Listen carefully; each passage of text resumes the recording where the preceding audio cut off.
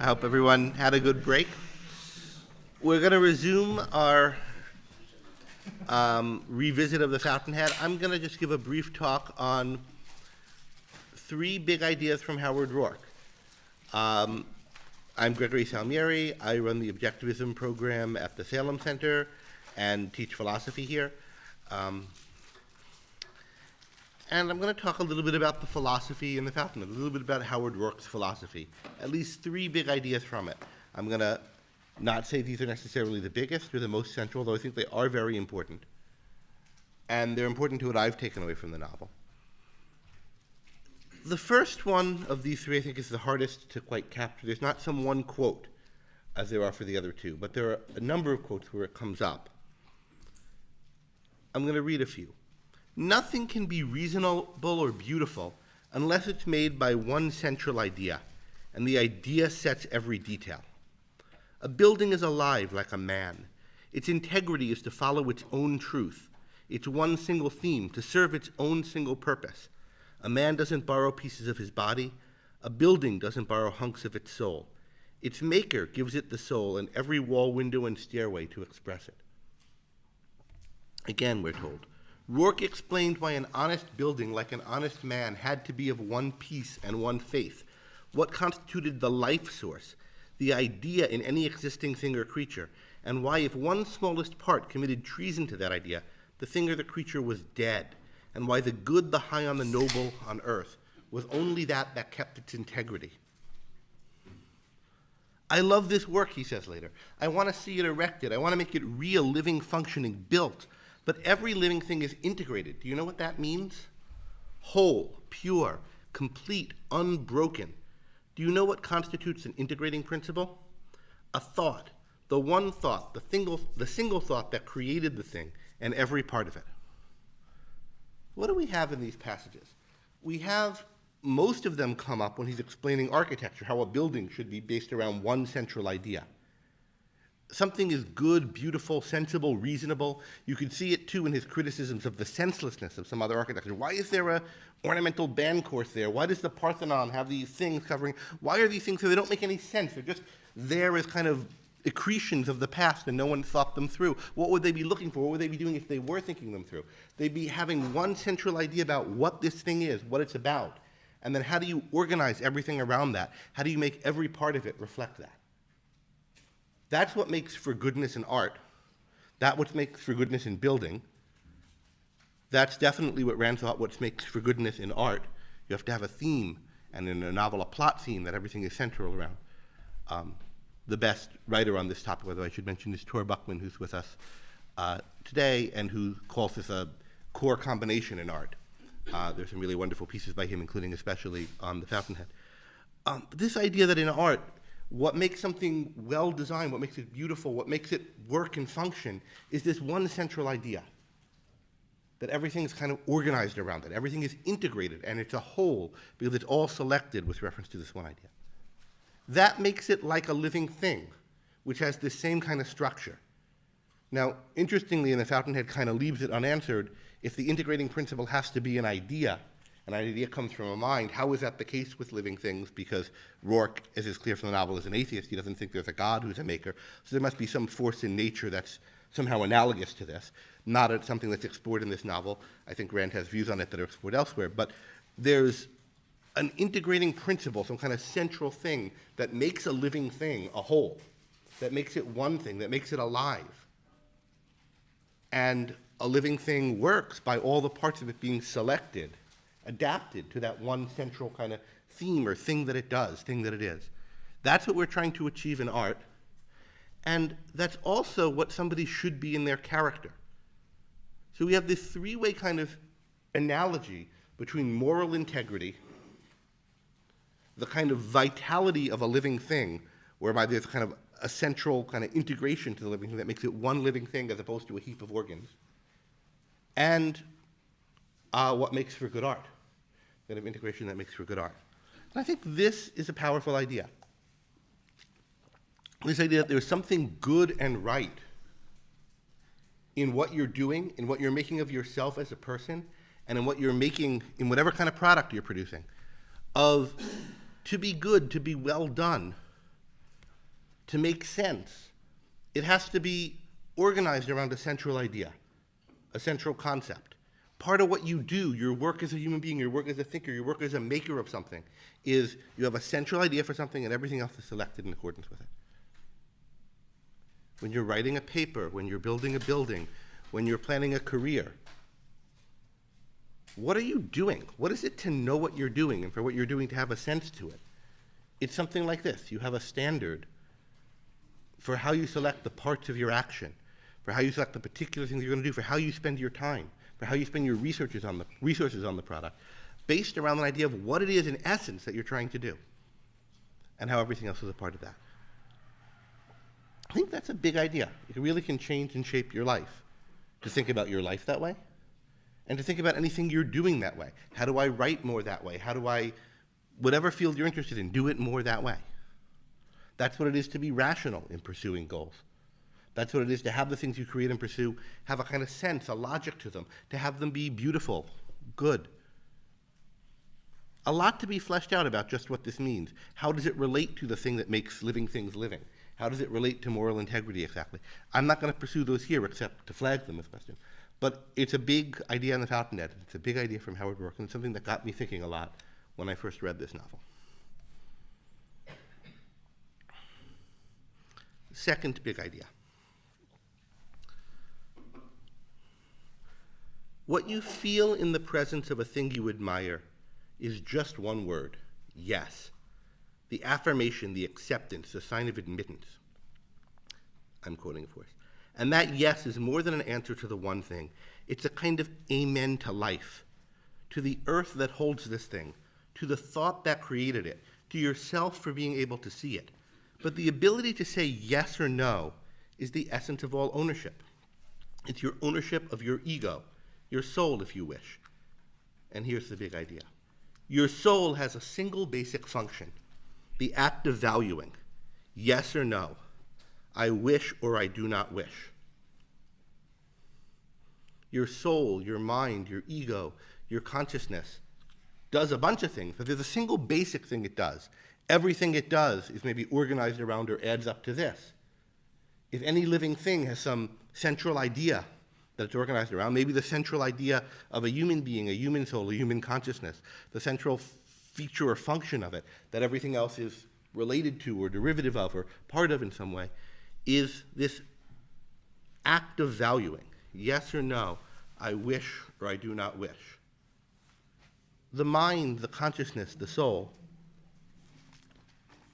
is here for self-direction, for picking things as ends, for shaping a life around those ends, for shaping action around those ends. Something like that. There's some kind of choosing, picking, selecting, and going after things that is the essence of what we are, of what our minds are, of what our souls are, of what our consciousness is. You understand what consciousness is and what it's for, not by thinking of it just as something that receives knowledge or even tries to get knowledge, but by something that directs, something that chooses, selects, focuses you around something. And notice how this is related to that first big idea.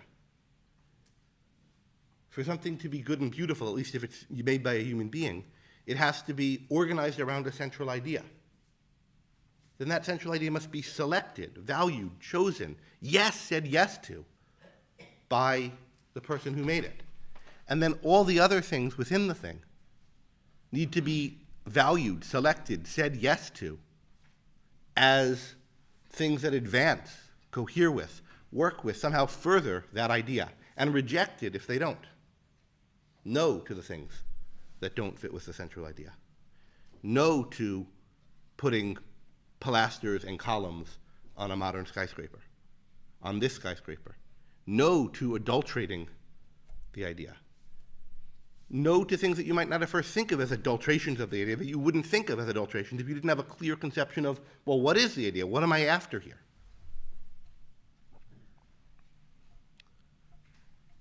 Yes or no?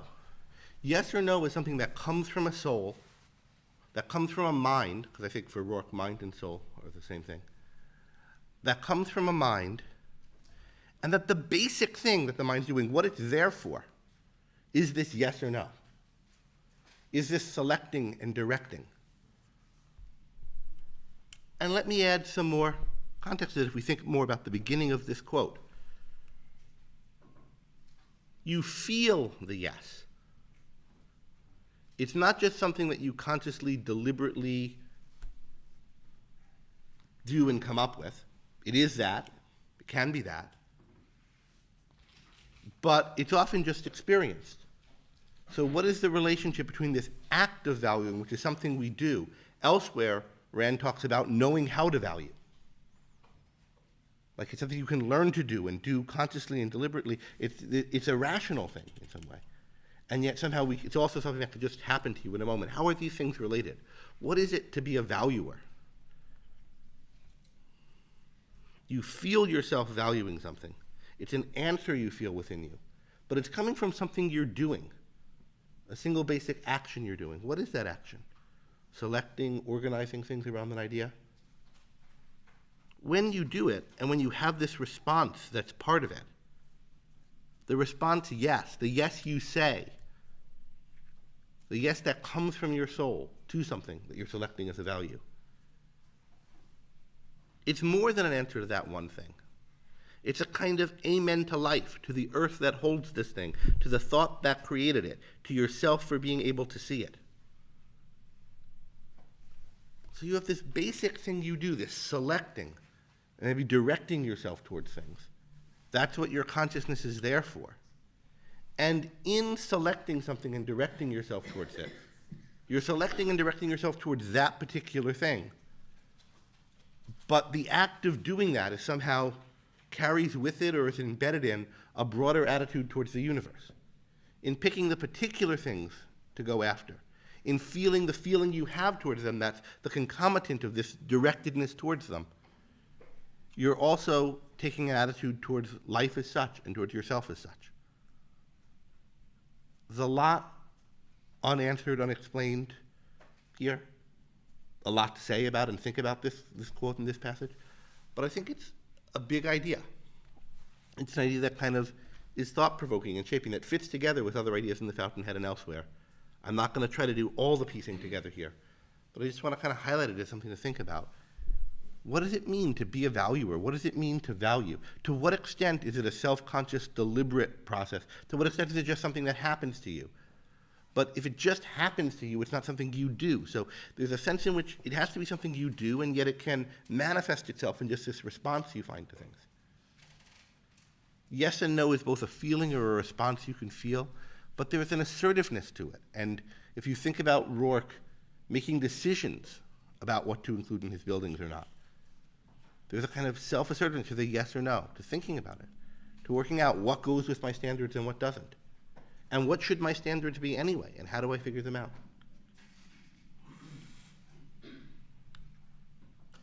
So the first big idea is the idea of integration around a central idea. Integration around a central idea is something we should look for and aim at in human products. We should aim at it in the things we create, in creating ourselves, in creating our careers, in creating buildings, in creating papers, in creating novels, in any work we do. Like, what is the point of this? What is the central idea? What am I trying to do? And we should think of that as analogous to moral integrity and analogous to the thing that makes a living thing alive. At least that's how Roark thinks of them. And there's something that feels very right to me about that, and always has. And I've been trying to explore that insight over the years. Second one, that what our soul, our mind, our consciousness does is values, is directs, is picks things and sets them as what we're after. That in picking and setting specific things as what we're after, we're not just adopting an attitude towards those specific things, but we're adopting a broader attitude towards the universe. But crucially, we adopt it by setting ourselves towards this person, this career, this building. And that this thing that we do, this valuing, has a kind of reasoned side to it, a kind of assertive, deliberate, self-conscious, possibly methodical side. You could see it in the method of Roark's work as an architect. This isn't exactly in the quote that I showed you, but if you think about all the talks about the method in the Fountainhead and all the level of self-consciousness and principle involved in his assessment of buildings, But also there's this felt, experiential, emotional side that can just come over you in a moment. So that, for example, you could fall in love with someone at first sight, or see a building and it immediately strikes you as brilliant or crap, or hear an artwork, or meet a person. Not that your initial judgments are infallible, but that they're there, and they're somehow products of the soul that you've made for yourself. Notice that the people who aren't valuers don't have strong, intense initial reactions, or at least not strong initial positive reactions. Sometimes they have reactions of fear. So first, two big ideas. Integration by a central idea as crucial to what human beings do. Valuing as the single basic function of our soul, perhaps the way by which we integrate ourselves in the things we create around central ideas. And here's the third one, reading a quote. "Look, gal." Roark got up, reached out, tore a thick branch off a tree, held it in both hands, one fist closed at each end. Then his wrists and knuckles tensed against the resistance. He bent the branch slowly into an arc. "Now I can make what I want of it. A bow, a spear, a cane, a railing. That's the meaning of life." "Your strength?" asked Gal. "Your work." He tossed the branch aside. "The material which the earth offers you, and what you make of it." What is the meaning of life? It's your work. Your work not as something that was assigned to you, not as toil. The meaning of life isn't work. It's your work. And what makes it your work? It's what you make of the material the earth offers you. Here you find yourself in a world. You find yourself with maybe certain abilities. You find yourself with certain things around you. And what are you to do? If you love this earth. Roark, as a young man, tells the dean, "I love this earth, but I don't like the shape of things." What is he doing? He's reshaping the earth. He's literally reshaping it, making buildings. But there's a more broad metaphorical usage that applies to maybe what you're doing is writing novels, composing symphonies, building software, whatever it might be, cooking, cleaning. What are you doing? There's a world that you find, and you are making something of it.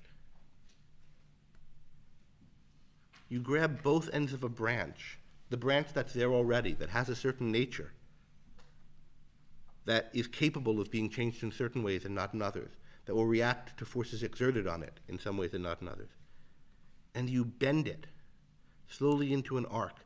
Now you can make what you want of it. A bow, a spear, a cane, a railing. That's the meaning of life. It's taking what you find in the world and making something of it. What should you make of it? How? Well, your soul has this single basic function of what? Of saying yes to things, of coming up with ideas, endorsing them, directing yourself in a certain way. And how do you do it well? Well, you don't just pick things sporadically and go for them on the spur of the moment disconnectedly, but rather you organize them around some basic idea, some central idea. There's a kind of theory of what it is to function as a human being here. Not just and fully in these passages that I read, but kind of keys to it. And I think there's something very appealing and very right about this view. I've written on it in kind of greater detail and at length elsewhere. I've defended aspects of it. But now I just want to kind of just highlight it as some things you might take away from this novel. You might have taken away from it without having paused and thought over them. The idea that you should judge things by how coherent they are, by are they selected to a standard, by are they integrated, or are they a kind of mess, a senseless hodgepodge? The idea that what's good about people, or not what's good, but what people do and what you should be doing and what you're on about in the world and what you're failing at being a human being if you're not doing, is selecting things rationally, committing to them, caring about them. These are all kind of aspects of some one process, and the kind of essence of that process is valuing things, making them ends to yourself. And that the meaning of life is, in effect, doing this, is making of the world what you want, forming values, acting to bring them into existence. That is what your work is. I think that's a lot of what Roark is about. It's a lot of what I took from him. And I think there's a lot to reflect on about the way of life embodied in those three ideas.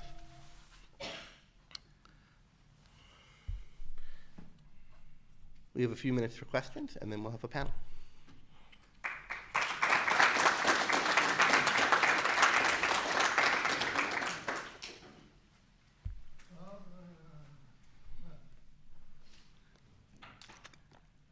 Hey, Tora.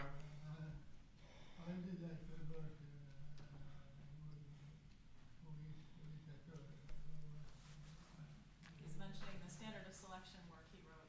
Yes. So there are a few really important pieces by Tora Bachman on, I'm going over my microphone. There are a few really important pieces by Tora connected to this first theme in particular.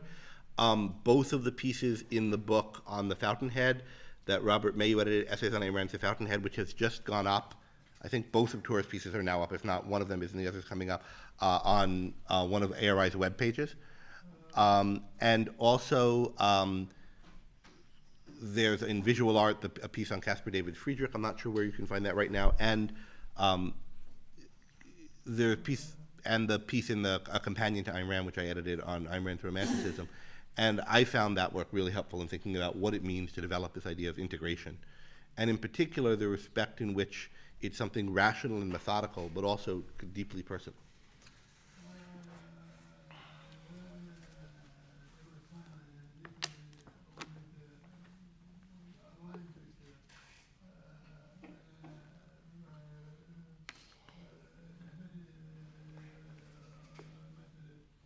The method?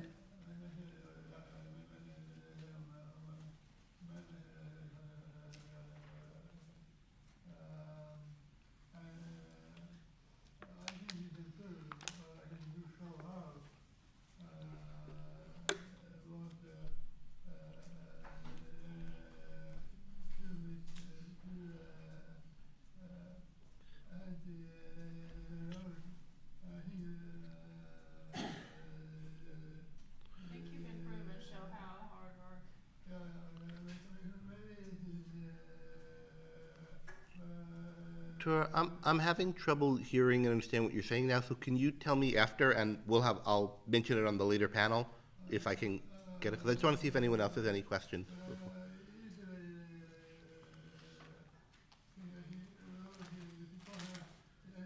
Can you talk about how this drives you as a philosopher? Because that seems so incredibly abstract. The work, your work. Mm-hmm. Well, I mean, one of the things I've been really interested in is what is it to have a value? And what is,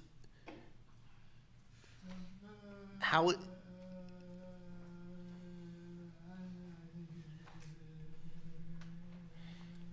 so we have some cross. Why is it fine? Why is he what? Why is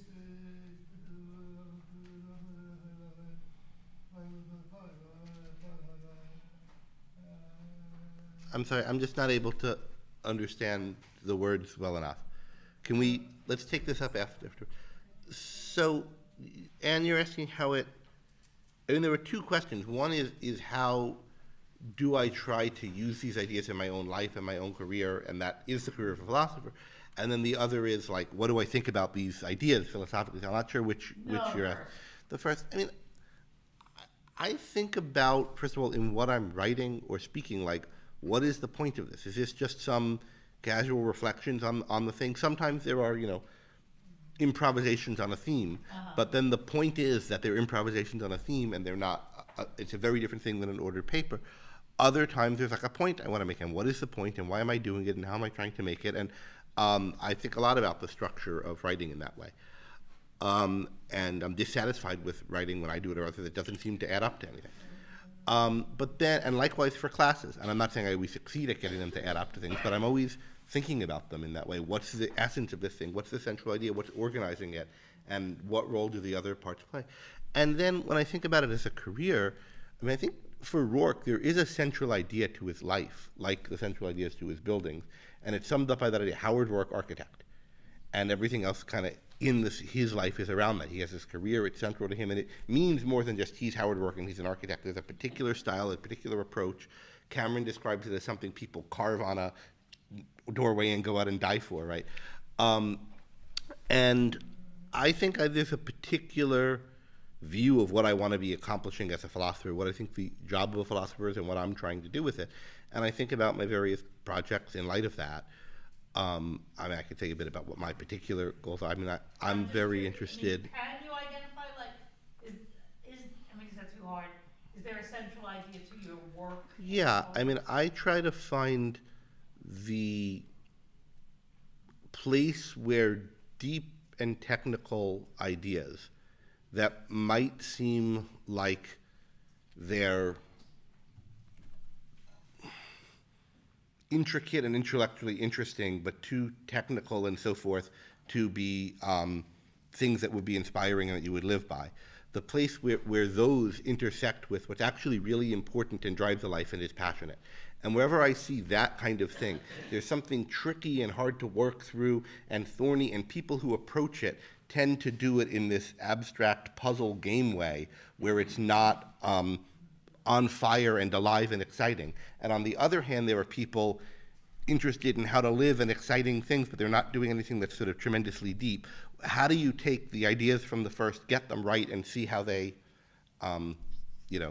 answer the kind of questions in the latter realm? That's the kind of thing that's a common denominator between everything I'm interested in philosophy, the kind of depth and rigor and technical stuff applied to what matters and you can be passionate about.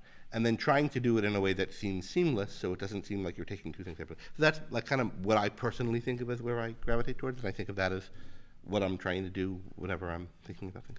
Thank you. Thank you. All right, we are out of time for this, so it's time to have our panel, but Gina hasn't.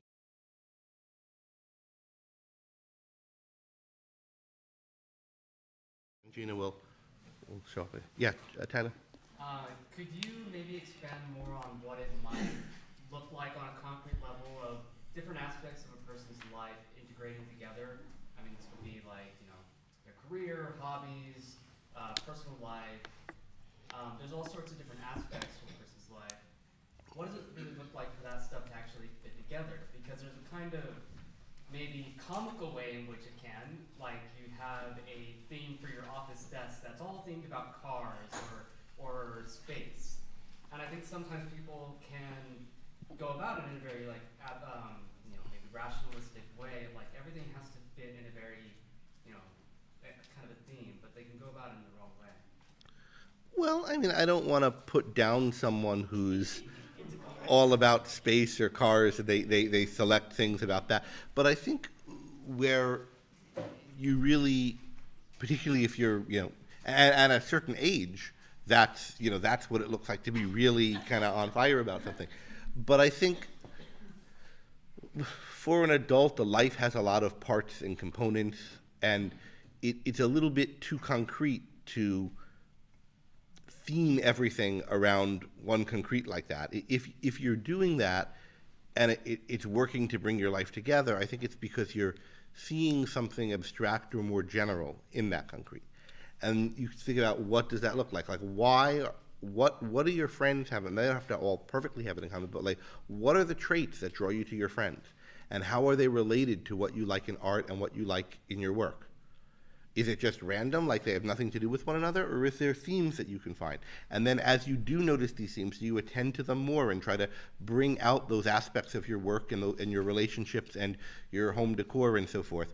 That, or whatever things you're doing, is that what you're looking for? And that's how I think about it. It's not that you, even in building a building, you necessarily first come up with a central idea and then later select all the things to it. You often start with these things all appeal to me, and they all feel like they go together. And you kind of craft and shape it, and you say, like, well, what is the essence that would connect them all? What is the central idea that would connect them, and how do I use that to bring out better what I like about each of them? And for a life, Aristotle famously says, like, a life of a person doesn't make a good story. That the Odyssey is good not because it's everything that happened to Odysseus, but because there's a unity to them. And so you shouldn't and can't be looking for the kind of tight unity in your life that you would look for in an artistic creation.